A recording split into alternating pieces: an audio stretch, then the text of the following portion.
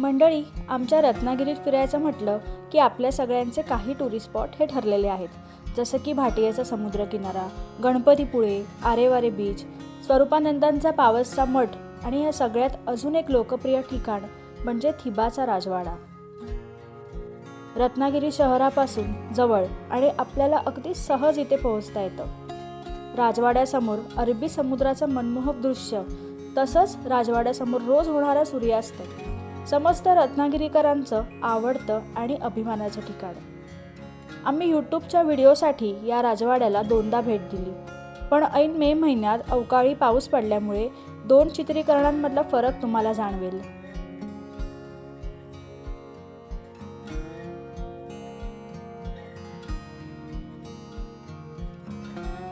मित्रांनो, थिबा पॅलेसच्या एंट्रीसाठी तुम्हाला तिकीट काढावं लागतं। पर हेड 10 रुपये अशी या तिकिटाची प्राइस आहे।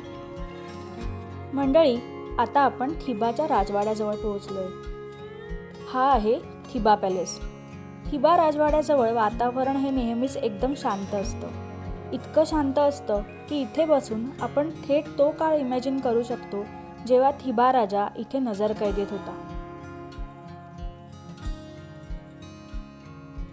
ब्रह्मदेश म्हणजेच आत्ताचं म्यानमार, या ब्रह्मदेशाचा शेवटचा राजा थिबा आणि त्याचाच हा राजवाडा म्हणजे थिबा पॅलेस। थिबा राजा हा साधा सरळ मार्गी राजकुमार होता। त्याला राजकारण कधी कळलंही नाही आणि जमलंही नाही। कौटुंबिक वादांमुळे थिबा राजा ब्रिटिशांच्या रोषास कारणीभूत ठरला।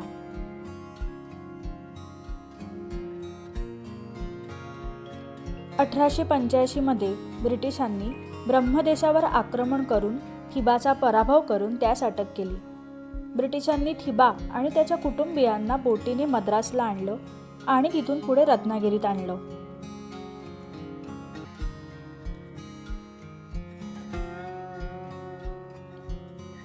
रत्नागिरीत पहिली काही वर्ष थिबा राजा अक्कलकोटचे दिवाण सुर्वे आणि फडके यांच्याकडे भाड्याने राहत होता। थिबा राजाच्या राजवाड्याचं बांधकाम 1910 मध्ये पार पडलं आणि मग याच वर्षी सहकुटुंब तो या राजवाड्यामध्ये राहू लागला। रत्नागिरीतल्या थिबाच्या या राजवाड्यात ब्रिटिशांनी त्याला आयुष्यभर नजरकैदेत ठेवलं। शेवटी याच ठिकाणी वयाच्या 58व्या वर्षी दिनांक 16 डिसेंबर 1916 रोजी थिबा राजाने आपल्या आयुष्याचा अखेरचा श्वास घेतला।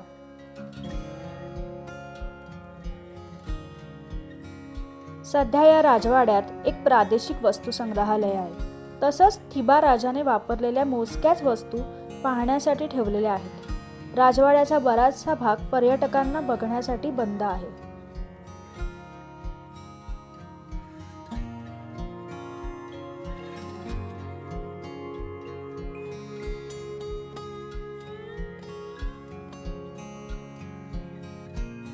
मंडळी, राजवाड्याच्या बाहेर तुम्हाला हे स्पीकर्स, लाईट्स दिसतच असतील, तर सध्या इथे 3D मल्टीमीडिया शो देखील सुरू आहे। त्याबाबतची माहिती मी पुढे देतेच आहे, त्यामुळे हा व्हिडिओ शेवटपर्यंत नक्की बघा। मित्रांनो, थिबा पॅलेसवरती सध्या 3D मल्टीमीडिया शो सुरू झालेला आहे। हे त्याचे टायमिंग्स आहेत आणि हा 3D मल्टीमीडिया शो म्हणजे नेमका कसा असणार आहे याची झलक बघूयात।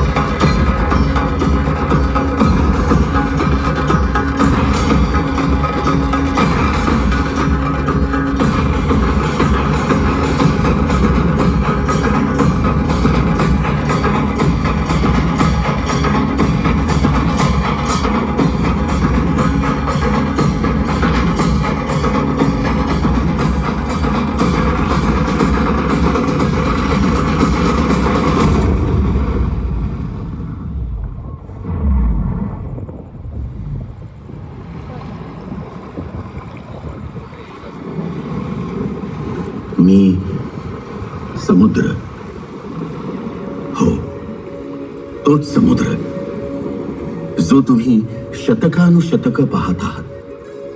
कोकणच्या दक्षिणोत्तर 720 किलोमीटर पर्यंत मी पसरलेलो आहे.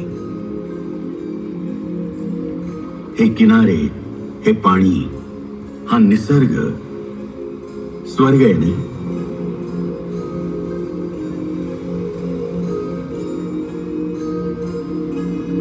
पृथ्वीवर कुठे स्वर्ग आहे का? प्रदेश नावाच्या देशाचा राजा वयाच्या 19व्या वर्षीच सिंहासनावर आरूढ झाला होता. तोच राजा थिबा. त्याच काळात बर्माचा काही भाग ब्रिटिशांच्या ताब्यात होता. ब्रिटिशांशी केलेल्या युद्धात थिबा राजा हरला. ब्रिटिशांनी त्याला आणि त्याच्या कुटुंबियांना कैद करून इथं रत्नागिरीत आणलं आणि त्यांच्यासाठी हा सुंदर असा थिबा पॅलेस बांधून दिला. सन 1906 मध्ये ब्रिटिश व्हाईसरॉयनं ₹1.25 लाख थिबा राजास हा महाल बांधण्यासाठी मंजूर केले. यानंतर सन 1906 ते 1910 या कालखंडात थिबा महाल बांधला गेला आणि सन 1910 मध्ये थिबा राजा या महालात राहायला आला. पण खूप कमी काळ या महालामध्ये थिबा राजा राहू शकला. तर मंडळी, हा होता थिबा पॅलेस जवळचा 3D मल्टीमीडिया शो. आजचा व्हिडिओ जर आवडला असेल तर मला कमेंटमध्ये नक्की सांगा. अशाच छान छान व्हिडिओसाठी माझ्या लॉस्ट इन कोकण या चॅनलला सबस्क्राईब नक्की करा. पुन्हा भेटू पुढच्या व्लॉगमध्ये. बाय.